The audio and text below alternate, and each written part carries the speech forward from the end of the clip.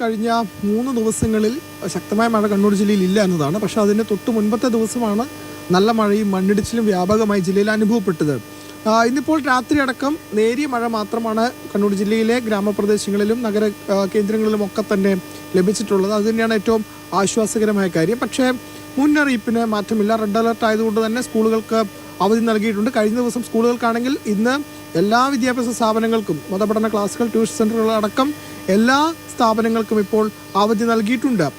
അതേസമയം ഈ മണ്ണിടിച്ചിലിനും ഒപ്പം മരങ്ങൾ പൊട്ടി വീഴാനുള്ള സാധ്യതയൊക്കെ മുൻകൂട്ടി കണ്ടുകൊണ്ടുള്ള ജാഗ്രതാ നിർദ്ദേശമാണ് നൽകിയിട്ടുള്ളത്.